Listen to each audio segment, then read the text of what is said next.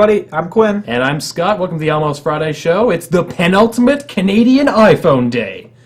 Or for those of you not in the know, July 29th. We got a bunch of stuff to cover today. Off the press, we're going to be looking at a San Deigo Comic Con wrap-up. And then we're also going to be bringing you a little bit of on-site Starcraft II launch night. I'm excited because I haven't seen the footage yet, nor have I played with Starcraft II, because I still have exams, and I'm a big Starcraft nerd, and I want to play Starcraft. Then no comics this week due to the Comic-Con wrap-up, and we're going to go to Tech Insight. And if you haven't picked it up, we're talking about the iPhone 4 because it's coming to Canada. So tomorrow, or a couple days ago, if you're watching this, not if you're watching at all. So you can check out, we're going to talk about prices, availability, who gets a cheaper upgrade. By the way, it's cheaper in Canada than in America. But we'll talk about why, Yes. or at least why we think why. And then we're going to give a brief update of Apple's new gadgets. And behind the lens this week, we're talking about some more Panasonic releases. They've been doing a bunch of that recently. This time 3D in both your still and in your video. Yep, and then we've got the lull of the week. No, we don't. No. We tried to find something for you this week, and unfortunately the internet just wasn't funny. It was mostly depressing, and it involved a lot of dogs. We like to bring you hilarity and guaranteed laughter with the lulls, or at least a chuckle. At the very, like if you're a stern person, you go, ha, and then move on. Yeah, there was nothing. So you get nothing. It was an oil spill and a flock of seagulls. But anyways, it's time for our San Deigo Comic Con in Off the Press.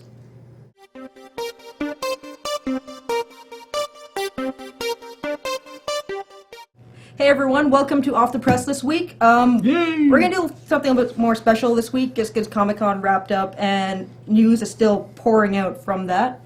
Oddly enough, though, the news that we're getting from Comic-Con, the San Diego Comic Con, is not actually about comics.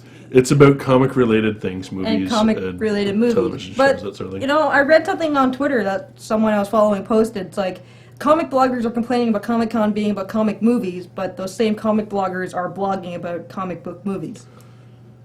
Well, I mean, What the hell, guys? Come on. But what do they have to? What else do they have to write about? This is true. Like most of the big comic news that we got this year was, Movies. iFanboy, Yeah. Comixology, stuff like that, which was interesting. But we're not getting any big. And to be fair, a lot of it is probably, I would think, reaction to the fan reaction to the annual events. People are just getting tired of them. Yeah, like the Heroic Age, Brightest Day, that sort of thing, yeah. All right, so what's our first story? First one is actually comic book related, kind of. Bum, bum, bum. So it's in a series of Avengers movie news. The first thing kind of exciting is the Avengers logo has been released. Which is interesting because it looks just like the A-Next comic book logo. So, we'll see. We'll see. Yeah. Because A-Next was not a great book. Anyway. Minor details, really. So, up next in the Avengers news is casting news. Kind of weird. You know how the Hulk has had 2 movies in the last, 6 years? And 2 different people 2 playing different him. Hulks. Now we have a third Hulk. Sweet. Yay. Why? Because there's a 3rd movie that has the Hulk in it. I'm hulking out! Apparently. Apparently Quinn is going to be playing the Hulk. No, it's actually going to be Mark Ruffalo. Ruffalo! That's right. Ruffalo! Who is, most recently, he's famous for being in Shutter Island. Yes. So, Which she didn't see. I saw it. I haven't seen it. And, I wanted to, I kind of missed it. Whatever. yeah. And we reported this a couple of months ago, but Jeremy Renner has been confirmed to be Hawkeye in the Avengers movie. We'll see. I'm very interested in seeing how they're going to maintain a visual string of interest in a bow and arrow character. I don't know, because really bow and arrow characters are typically made fun of in movies or in the comic books. You know, it's like instead of Green Arrow, they call him the Green Fifth Wheel. And fair enough, man. You know, it's like him and Aquaman. They're fighting out for last place. It's amazing. Oh, Aquaman. Oh. Yeah, you know, once he's past the beach, he's just got an orange just shirt. Man. You know? he's Aquaman, which means I'm useless in air. Anyway, okay, so we got Hawkeye, we got the Hulk. Any other new Avengers? Casting news? Not really. We already know who the other Avengers are going to be based on the movies that have been coming out. Which leads us very nicely into our final Avengers point. The Thor trailer came out. Kind of. It was Okay, it was, what's your take on the trailer? Because I mean, we've both seen it. Yep. We're both big Thor fans. Yep. As well. So what? I liked it. I was talking to some of my friends earlier. We were talking about the costumes, and now seeing the context in which the costumes are in, it makes the costumes make more sense because of the direction they're going with Asgard and all that Visually, stuff. yeah. Yeah. For me, watching the trailer, I was underwhelmed. Because this trailer, and if you get a chance to see it, If you can still find it. it's worth, I would say, looking at. It's 5 minutes 2 seconds long. Yeah. There's some plot points in it. Like it really felt like a plot breakdown, a 5 minute plot breakdown for the whole movie. Saying everything about the movie, and then the actual movies would be like filling in the blanks, because could be interesting, or that trailer could have ruined the whole movie. Yeah, so we'll see. I found it underwhelming because, and there's going to be a bit of a spoiler, I think. The trailer, But- whatever. What I'm going to say might be a spoiler. Oh, okay.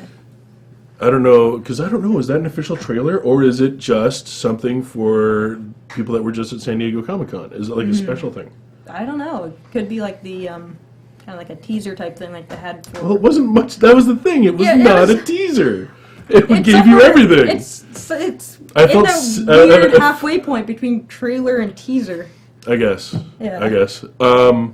But there's, they're talking about Thor where he has no powers, and it's like, Kind of like the Ultimates. I really hope that they're not going to do.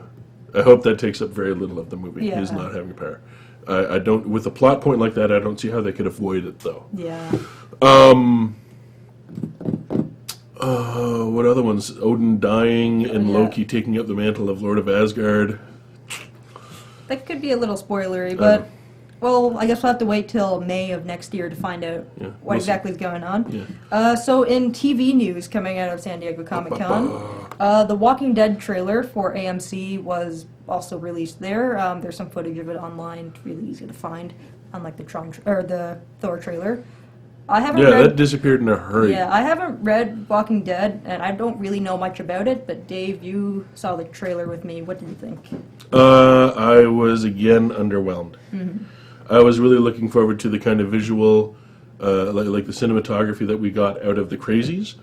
I was very surprised by that movie, very pleasantly surprised. And I was hoping that we were going to get that same kind of feel, but it really feels more like a home movie. Yeah.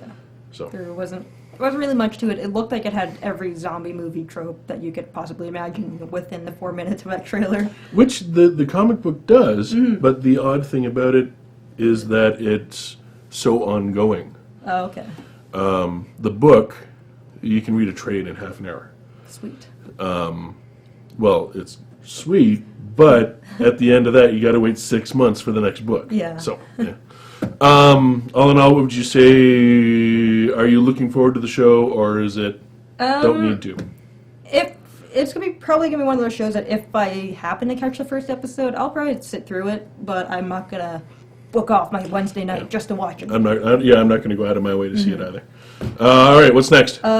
Chew, the comic that really took off in the last couple of months about the guy that eats stuff. Got a lot of phone calls about that. Oh yeah, I just picked it up the other week. It was pretty cool. It's in preliminary talks to be turned into a TV show. That's about all the information there is from that. It's like maybe possibly a TV show could be cool. I think it'd be a kind of a fun spin on the cop show, because that's what Chew is. It's a cop, like a cop Interesting, yeah. comic. So not really exciting. Well, there's not much to say about that. So let's keep this train moving. Up next is the Weta ray guns. Oh my god. Sexy. If you go to our show notes or to the Weta website, you can see that they released a batch of new ray guns. Still stupid expensive, but oh my god. Did they announce a price point, or is that on the website? Or? there were price tags on the pictures. They're hovering around the $600 to $700 mark. Which is what the previous set was they're going for. about the same. But there are more in this set, I noticed. Were there not only 3 guns in the previous set? 3, yeah. There's also 3 in this, but they come out with different paint. Oh, they came with variations. In this set. That's okay. But still, they're all really cool looking, as you would expect from Weta.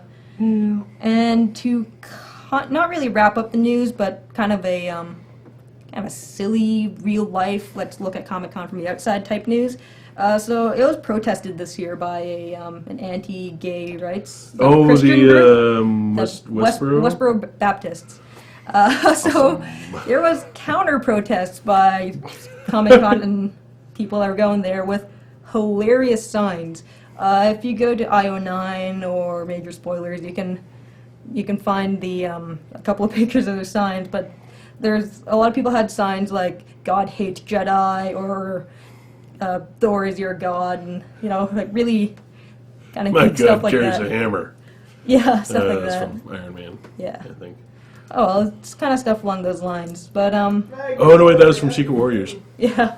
Or the Siege. Anyway. And before we wrap up with that kind of awesome trailer, IO9 has put up a really good list of what it thinks are the winners and losers of Comic-Con this year. So if you go to our show notes, you can find that link. Pretty good stuff. It's a very comprehensive wrap-up of everything. So one final awesome thing. This is kind of making like a huge wave right after Comic-Con. The movie called Sucker Punch. Sucker Punch By Zack Snyder.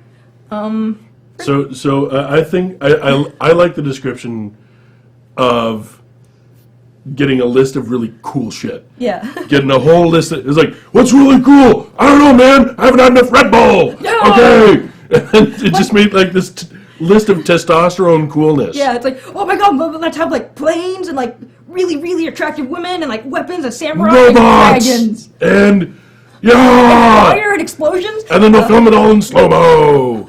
And it was almost like watching the trailer, it felt like we need to take all this cool stuff and sort of string it together with Somehow, a story, or maybe a plot point or two. We'll see what happens, I don't know. So we're going to roll a bit of the trailer for you now. It's kind of really cool. I want to see it, so...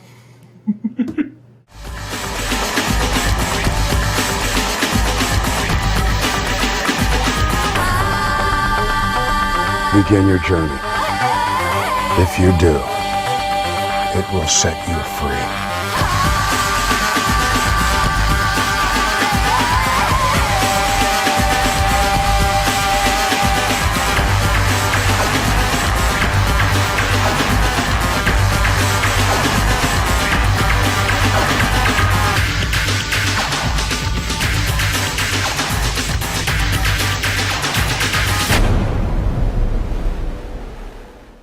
So, okay, explosions, everything, a Zeppelin crashing. I've never seen a Zeppelin crashing, but...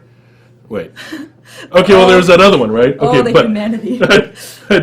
Yeah, that one springs to mind. It was just so... but yeah, it was an adrenaline-pumped Totally. trailer. All right, Sam, what else we got? So one thing that happened, like the only thing that happened this week that wasn't San Diego Comic Con related, Scott's really excited about this. Starcraft II! Starcraft II! Woo! So as something kind of special and fun that we decided at the last minute, we decided to go out to our local electronics store and film the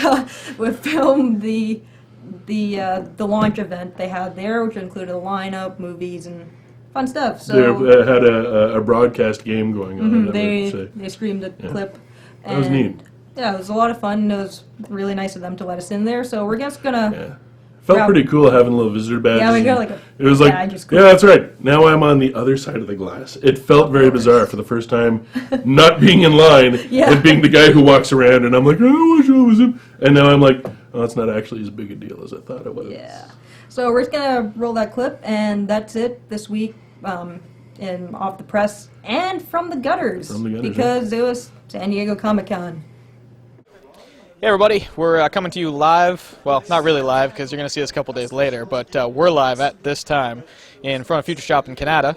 We decided to check out the lineup for the new Starcraft II because talking about the game coming out and actually showing you the game coming out are two entirely different things.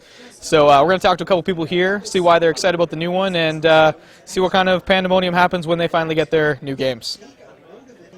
So I'm standing here with Jeremy. He's one of the employees of Future Shop. He's helping run this momentous occasion of giving out Starcraft II to all the lucky people that lined up in time.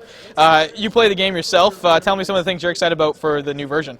Some of the stuff I'm really excited about the new version is I'm a big TOS player myself, so I'm really excited for that mothership with that big black hole that he throws down on big groups of enemies. I'm really excited about the different styles of units. I mean, I myself really like the strategic point of StarCraft, and I've been literally playing it since '98. I'm still actually religiously playing it right now, so I'm really excited to be competitive and get out there and do some really cool strategies. So obviously it's been a long time since the first game came out. Do you think it was worth the wait? Did they put enough new changes in, enough new features for it to have taken so long for them to make a second one?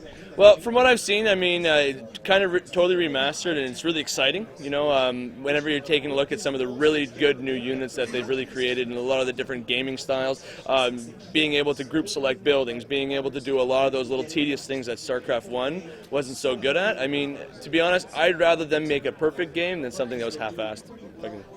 It's all right. That's all right. We'll roll with that. So you're not Korean. Is that a disadvantage for you? Absolutely not. I mean, I'm Latvian. It puts a little bit of a different spin on things. It really throws people for a loop whenever they find out I'm actually Latvian and I'm really good at StarCraft. So. All right. Well, sounds exciting. You think it's going to be easy getting everyone in and out? Totally easy. This is going to be like my fourth midnight launch. We've had many times here with very successful turnouts, so it's going to be pretty easy. How's this crowd compare to other launches? Well, put it to this way. It's not like Boxing Day at Future Shop. Right? Yeah, definitely. All right. Well, thanks for talking with us, Jeremy. No problem. Anytime. Okay, we got here a copy of what we're all excited about. Sam, what do you look? I saw you looking at some of the stuff on the back. What's included? The deluxe edition of StarCraft II. What I'm really looking forward to, well, I'm not actually buying this, but if I were to buy this, I would want the dog tag USB stick, the art book, the soundtrack, and the World of Warcraft pets, because that's why I buy any Blizzard special edition box. Now, is it going to be weird? Okay, so when you're playing Warcraft next, whenever that is, and someone shows up with a little mech, is it going to be like, I know where you got that, and is it going to be like, is there a rivalry between? Not really, because this isn't the first time StarCraft merch has made it into World of Warcraft, because a couple of years ago, I think at BlizzCon or the World Invitational or something, there was a Murloc dressed as a Space Marine? Terran thing. So yeah, so we got in our hands, hers and mine, something that everyone out there is lining up and waiting for. I really want to go and march it in front of them and be like, hey, yeah, I got it right here, no problem, whatever. No, I'm going to go load it up now. You think I might die? Just a little bit, yeah. I'll be one little pile of jelly on the side, beaten up with no copy They're of not Warcraft. very big, but there's a lot of them. There are a few of them. Yeah. All right, that's it for the pre-stuff here, and I'm Dave. I'm Sam. We'll talk to you soon. Thank you.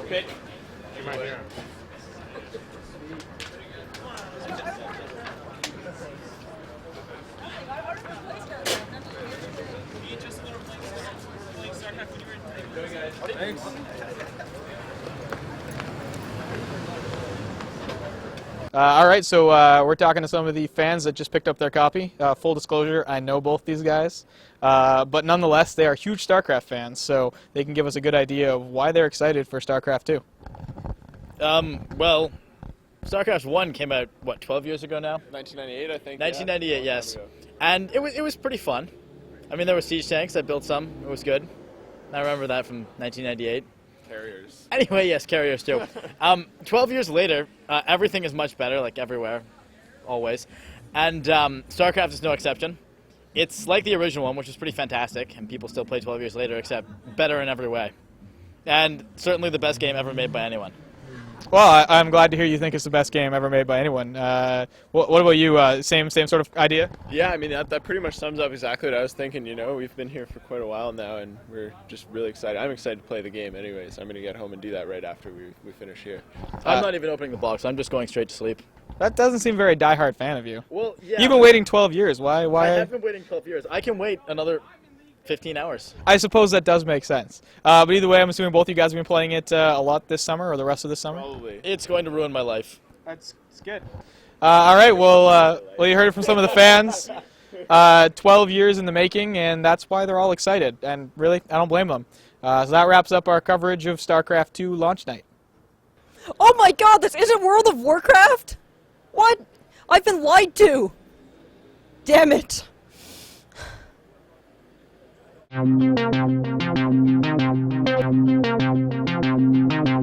Hey everybody, welcome to Tech Insight. We're running a bit short today. It's the first time we're going to do it with two people. And then the same two of us are going to come back and talk about cameras later. So I hope you like what we look like, because we're going to be here for a while. But first, What you look like. thank you. iPhones. It's Canada's iPhone 4 launch tomorrow, July 30th. We're pretty excited / maybe going to go get some. Yeah, I mean, the thing is, I'm excited for it, but I'm not very hopeful of how well it's going to play out because, well, if you live in Canada and you've been wanting to know about an iPhone, you didn't know anything about it until about 3 hours ago. But you shouldn't be surprised. 3 hours ago on Thursday, the night before it happened. But this is exactly what happened last time, and the time before that. And neither one of those times ran very smoothly after the fact. No. So I'm not very hopeful But for tomorrow. I have a feeling that's Apple's doing. Because the same thing happens in the States. Well, no, because, I mean, when they announced the iPhone 4, they had a pricing and a launch date. Yeah, but they didn't have upgrade eligibility until the day before. They didn't have any new plans until the day before. And that's what you want to know. Didn't they have upgraded eligibility slightly longer than a day before? Not more than not more than a day. Oh, all right. Don't think weeks, because no, it's not that different. Really, it does suck. Don't get me wrong. It's awful. We've been sitting here waiting. Can I get a new iPhone? Should I even be looking forward to this? So if you want to know, is it worth me going to the store tomorrow? if you want to know the answer to that, well, if you're a Fido customer, we still don't really know the answer to that. No, yeah, which I am. So if you're a Rogers customer, like most iPhone users in Canada, because Rogers had it the longest, if you got entered a contract on the 31st of October or December 2008 or before. So anytime in 2008, 2007, and before, you are eligible for full discounted price, which is $159.99, provided you sign a 3-year contract, which is standard for upgrades in Canada. Every time you get new hardware at discount, you sign a 3-year contract. So you'll notice it was $159.99 and not $199 like the States.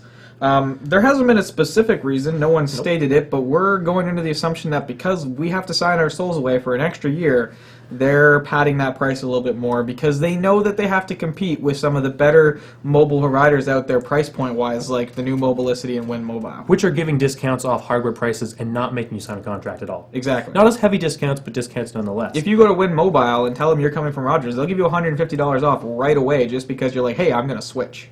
And then you pay your $400 cancellation fee, so you're still at a couple $100. Yeah. So that's Rogers' deal. You also get a kind of medium discount if you signed your contract later. So between January 1st, 2009 and June 7th, 2010, you get $250 off, which is still a nice discount. It's off the regular purchase right-out prices. If you buy your iPhone full price at a Rogers, Bell, Telus, Fido, Virgin store, it is locked to the carrier. If you buy your iPhone out full price at the Apple store, which we should point out is the exact same number. Exact same price, you're unlocked and you can go to whatever carrier you want, whenever you want, no contract. So do not buy an out-of-contract phone from a provider. It doesn't make any damn sense. If you're going to dish out the $650 for your iPhone 4, if that's what you want to do, go to the Apple store, wait if you have to, and do that, because then you can go to Rogers, get a plan. If you don't like it, can it. No cancellation fees, you're not on a contract.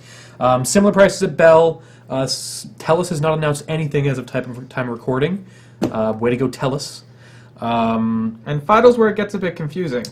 Yeah. So both Rogers and Fido are the same company. Fido is a sister company to Rogers, uses all of Rogers' network. Rogers basically bought Fido a while ago, and now they're their discount brand. Yeah. But there's going to be some more information on that later anyways. The upgrade path is the same, but it's worded entirely different. And this is the confusing part, because if you go to Bell and Telus and want to buy an iPhone 4, they're going to bill you in-store for that phone. Yep. But if you go to Rogers or Fido, it's going to come up on your next monthly bill. So it's just going to get worked into your already existing phone contract. Now, because both Rogers and Fido are charging it the same way, you'd figure they'd have the same listed upgrade plan. Well, that's where it's you'd be wrong. Yeah. FIDO is listing that if you go in, and it still applies to the same time frames and same rules, but they'll give you a $450 credit. And originally they were mentioning $450 FIDO dollars. So we're not still entirely sure whether you're going to get it at $159 or whether they're going to credit your bill over a period of time, or whether they're going to give you $450 FIDO dollars, which would be completely useless because you can't use that to pay your bill. And why would you buy a new headset? You just bought one. So FIDO users, I mean, my fingers are crossed that when I show up at FIDO tomorrow, I'm going to get the same treatment I would at Rogers, and they're just going to be like, yep, going to be $159. I mean, it'll be $649, but then we're going to kick in $450 on your bill, and, you know, that's fine by me. That's what I'm hoping I'm going to see, but I wouldn't be surprised for them to be like, well, we'll do something different because, heck, we want to be complicated. And quick wrap up on the plans. There's been no new plans announced in terms of packaging, but Rogers, Bell, and Fido are bringing back, well, Bell for the first time, the $30 for 6 gigs of data plan, which is good to see. Why don't they just have it all the time? I don't know. But they're bringing that back for probably a limited amount of time. Rogers has said that if you want to share that data with your iPad, you can pay an extra $20 on top of the $30 for the data. Per month. Exactly. And then if you kind of don't really like that, go to Bell, you can pay your $30 for your data, and then only $10 extra a month, which is still crazy to use the same data. Yeah, so I'm going to reiterate that for you. You've paid $30 for 6 gigs of data, and now you have to pay $20 more to access that 6 gigs of data. Somewhere else. Somewhere else. Although, I'm confused, though, because, I mean, if you go to Rogers and you get an iPhone 4, they're going to give you a micro SIM card. You have to take it out, put it in your iPad. But you could do that, right? You can't use them at the same time. Okay. So the other sort of crappy kick in the pants there too is if you go to Rogers, they're going to charge you their government regulatory, what is it, GRRT fee? They have a fee that no one else has. It's a couple dollars a month. It's what they use to replace the system access fee. They're going to charge it to you not only on your $30 per month, but also on the additional $20 per month, which is really kicking the pants because they're charging you a fee on nothing. Yeah. Who knows? What up, Rogers? Why do you have to be douches? Along the lines of Rogers doing weird things, they have Fido as a discount brand. They have their main brand, Rogers. They were one of the largest carriers in the country. They've decided to launch Chatter, another discount brand. And if you follow Flickr, it's spelled the same way. Apparently, we've abandoned the letter E. CHATR. Basically, it's to compete with things like Win Mobile and Mobilicity that are offering these like unlimited talk, unlimited text. Not really. It doesn't offer data services. They will not be doing data, and they've come out and said we are a talk and text, and we want to keep it simple. It is. There's 2 plans. One's unlimited talk. One's unlimited talk and text. Yeah. They give you unlimited incoming on both for texts, and you get a decent set of features considering you the get... price points aren't bad. You're still a little bit better if you go to Win Mobile or Yes. Mobilicity because you'll get a lot more for maybe only $5 more. But you know, it's if you'd rather use the much larger Rogers network, that's your option. Now, the flip side of this is that Mobilicity is now attempting to sue Rogers because they believe that them building this third, also cheaper, is just basically there to design to crush any kind of smaller competition, which is kind of a legitimate fear. I don't know if Mobilicity is going to have a leg to I stand don't think on they in do, that. yeah, no. And even if they do, Rogers will just fight them to the grave anyways. And probably just pay them out. Yeah, but Mobilicity kind of brings up a little bit of a scary point, is that Rogers theoretically could bring about this Chatter company, keep it around for 2 or 3 years so that no one goes to Win Mobile or Mobilicity, because Bell and Telus and them have said that they're going to do a similar thing as well. So all of a sudden, if the big names have a really dirt cheap brand, why would you go to, you know, this other brand with less towers? And then 3 years from now, when those companies don't exist, they'll just absolve those services, and all of a sudden they'll be like, well, now you got to pay for our more expensive stuff again. But there's no reason to believe they would do that. Rogers is still going to make money on these plans. Yeah. They own their network. They're not really improving it that rapidly. So, But I wouldn't put it past Rogers to pull a move like this. no, it's really up in the air, but I wouldn't count on Mobilicity getting anywhere in court. No. Next up, we're talking Apple. Not the iPhone, not the iPad, not a gadget at all. We're talking about computers. Yes, people, Apple still makes computers. Believe it or not. So they updated kind of almost not really their computers. The iMac looks exactly the same screen sizes, but they kind of gave it a bit of a spec boost. You get the iChips in them now, yes. which you couldn't before. So on the smaller one, you get an i3 standard. On the bigger one, you get an i5 standard. Yes. Yes. And you have the option to bump up to i7. They've also upped the graphics cards in them. I believe they're using the new graphics cards that have H.264 decoding on chip, which is really good if you're working with high-definition footage or browsing any kind of high-definition YouTube stuff, that kind of thing. Small bump to the iMac. The only other feature I wanted to bring out with the iMac was you now have an option to get an SD, a solid-state drive, and a hard drive installed. So If you choose to get rid of your disk drive. yeah, so you can have a solid-state drive running your OS. You can have your normal drive for storage. It's nice and big at 1 terabyte. Who uses a DVD drive anyway, unless you want to watch movies, I guess. But it's a cool option to have. Now, the catch to it is some people have torn down the computers, and it looks like if you want to do that in post, going to be kind of difficult, because apparently they use some proprietary mounting hardware to put the second drive in, which you can't get unless you buy it from Apple, and they're not going to sell it to you. Not so surprising. You kind of have to makeshift something, and if you can, then the rest of the cables are fine. But if you feel like saving some money and buying your SSD somewhere else for a little bit cheaper, Don't. it's not worth your hassle. They also updated the Mac Pro, which has been in desperate need for an update.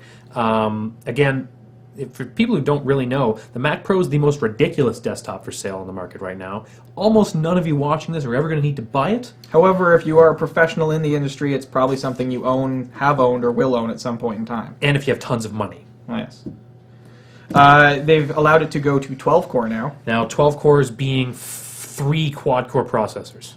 They're all Xeons, so really high-end stuff.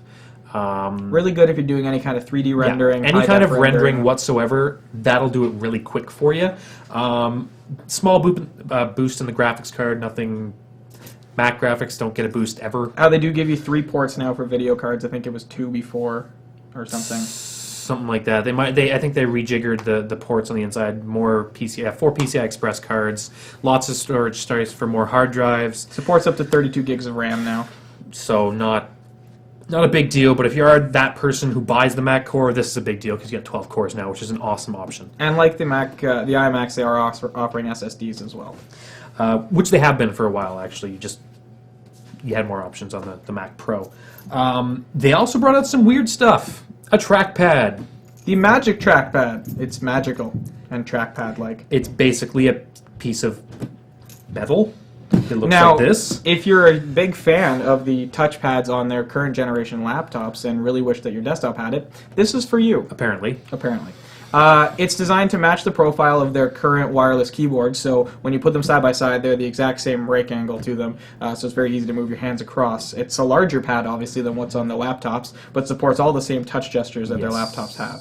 So if you're someone who prefers really your hand to a mouse, then it's a good option for you, and it's nice and small. But you can always go get a Wacom Touch for about $20 less that does the same thing and gives you a pen. So yeah, I think it's stupid.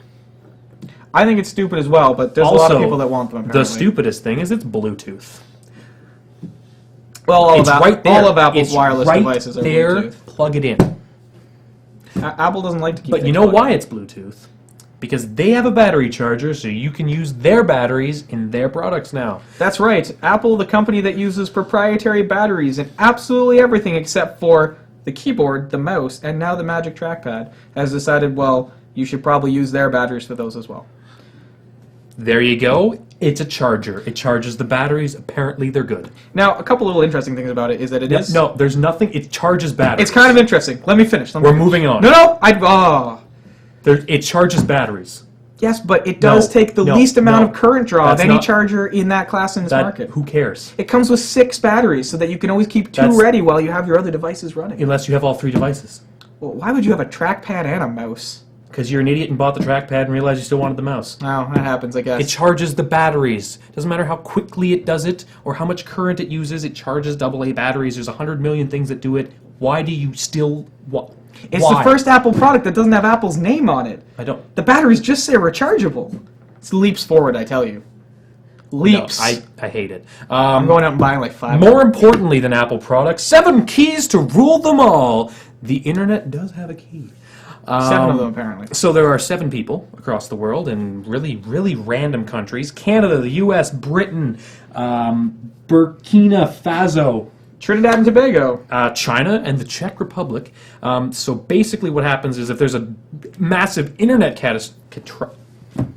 if the internet fails, if it blows up and everything's going awfully, so basically if there's a big DNS problem and basically the DNS servers can't verify with each other anymore, and when you go to Google you end up at porn, and when you go to porn you end up at putting your credit card here, and everything's going awry. No one can... Suddenly you have a subscription to Midgets Anonymous? No URL can be properly verified, essentially, because the security system linking the DNS servers has collapsed. 5 of these people need to get together at an undisclosed location in America and put their key Area codes 51. in. Doubt it. Area 51's overused. It's Area 56. Move on. It's Area 73. And they don't have any of the battery chargers. They have to come together, 5 of them at least of the 7, put their codes in, and it will basically resync all the DNS servers on the domain name secure system, DNSSEC. I really want the video of this happening And, because I think like Tom Cruise is going to parachute in and grab all the cards and I think that's really cool that actually is something that exists. yeah, because you got to imagine like it's a bunch of guys walking in a briefcase. And it's like card and turn and the And internet's you back gotta up. like you gotta be know. ready, right? You're not gonna leave that at home in your bunker safe. Marge, I 'Cause need you to go into the sock drawer. if the Grab internet, the black socks at the back. if the internet has blown up, you need to go to America right now. It's got to be in your wallet, ready. Hopefully you're in America because we all know planes don't work without the internet. Well, see, that was brought up, but they do. You can go to the airport, Ah, yes. and in fact, The pay port for a of air. ticket at the air. I know it's hard to believe, but you can do I'll call it. you a terrorist if you try to do that, though. I'm okay with it. You just flash that. You just flash your internet saving Yeah. card, and you're all You good. just okay, and you get on the plane. Last To but get not out of least, terrorism free card. If you get out, speaking of getting out of terrorism, Facebook is rolling out a limited feature where you can actually delete your account if you're one of the tiny group of people where they're releasing this beta feature that might not ever come to Facebook. So you get to be a beta tester, and then when you go and delete your account, you're no you're longer done. a beta tester. Yes. Well, because Facebook releases their features to little groups of Facebookers. It seems rather illogical. So this is now a feature on 2 to 3 million accounts. So almost like not even a percent. Well, 4%, but whatever. And basically, you can, when you go to get rid of your account, you can go, yes, actually delete it and everything associated with it, and they'll delete it. It would suck for the beta tester that's testing out to see if that button works, and all of a sudden he's like, well, I Then can't get back in. What? He's not an idiot. They are Facebook users. Same person who bought the battery charger. That's all we got from Tech Insight this week. Next up, we're talking about some 3D cameras. 3D.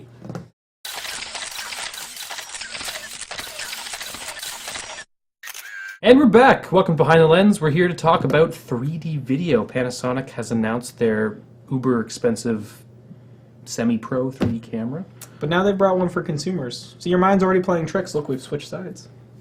Panasonic has brought out their new video camera 3D device. It's basically a TM700, which is what we talked about earlier this year. But it's got a twin lens attachment that, as far as we can tell, seems to clip onto the front.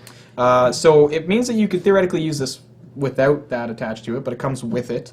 It's going to be retailing for about $1,400. That's the US price point, so not sure what we're going to get in Canada. Basically at this point they're claiming that you're going to shoot the video. It should be able to do some sort of compiling in camera so that if you want to plug it straight into a TV with the glasses and all that kind of fun stuff, you should be able to see it. But you'll obviously be able to also edit it in post.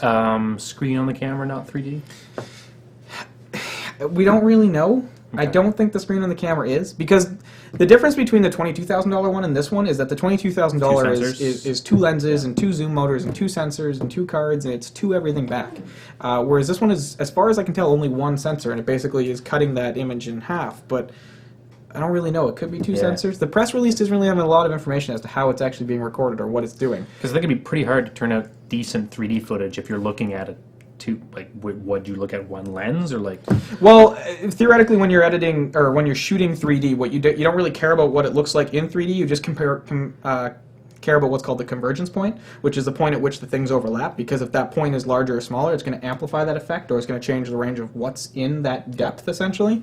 So that's what we kind of learned when we were talking about the bigger guy, is that you don't ever see the 3D from the camera. You shoot one channel, and then you can go to a mixed channel and play with your convergence.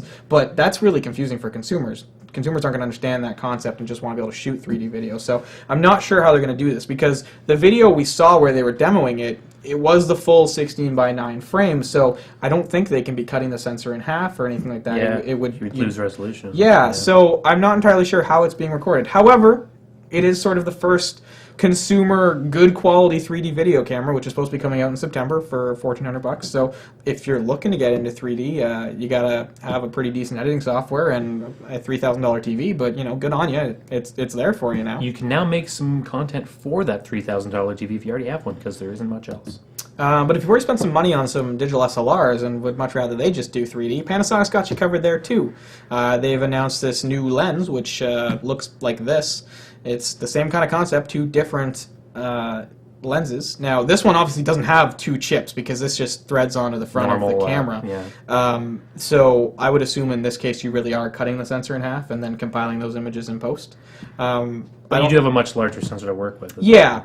I don't know whether it's going to work for Panasonic's G2 and G10 that shoot video, whether we're going to get 3D from it. I think that might be complicated. Yeah. So we're really going to have to wait and see when this stuff comes out, how it actually works, and I'll try and bring the stuff on the show if I can, if we're going to get any of it, and give you a better review of it. But that's it for products this week.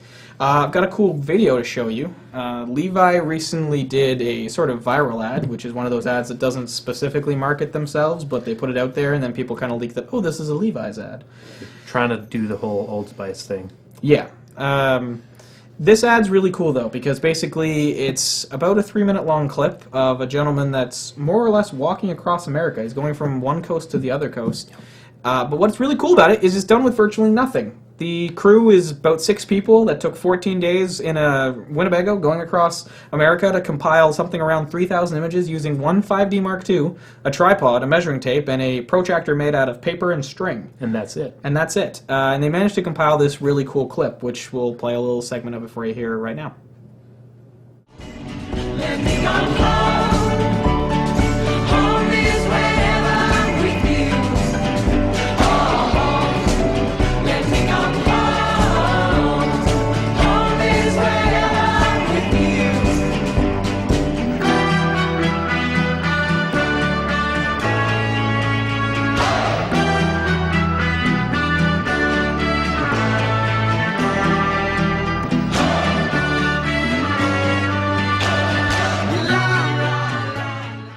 So if you check out the show notes, you can check out Gizmodo's post, which also has the behind the scenes where they talk about how they made it, which is definitely worth watching. Definitely. If you're interested in how the clip was done. Because essentially they had to take all the video, or take all the stills and patch it all together, but they had to do a bunch of demo shots first so they could sort of structure how the guy was moving to make sure that he sort of stayed within normal working. It was kind of frame. clever how they had to plan it out ahead of time. Well, not ahead of time, but like when they took the shots, it's not like they could play with them afterwards and kind of get what the shots couldn't they really, needed, you couldn't right? really move him around because he'd be blocking things out in the background. So they had to take the shot, and then when they went to go to take the next shot in the sequence, they had to take it and make sure he lined up exactly so that it seemed seamless as they'd scroll through on the camera. And so it was a lot of posing and making sure that each movement was as it was supposed to be. And as you can see, it went together really well. Yeah, I mean, there's a little bit of hiccups here, but, not bad for a 2-week endeavor with one camera and a tripod. And really, most of the hiccups are kind of when they're transitioning locations. Yeah. But a lot of them are done fairly seamlessly, so I mean... What was really neat was the ones where they sweep around him.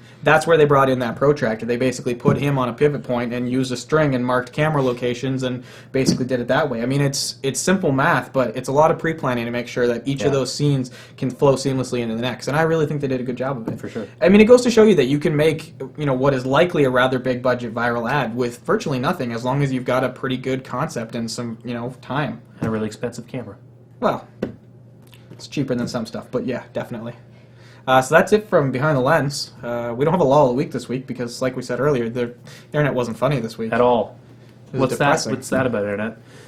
So if you want to complain to the internet about it being crappy and not funny... You can't send email to us because we have no control over it. No, but you should send email to us. But not complaining about the internet. But instead, you could just tell us what you thought was funny this week. Yeah, because maybe we missed it and we're hating on the internet for no reason. That happens a lot.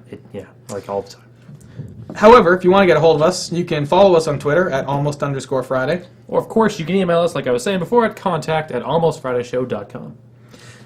So, until next time, make sure you check your bills because there's probably some weird fees on there for no apparent reason. Especially if you're a Rogers customer.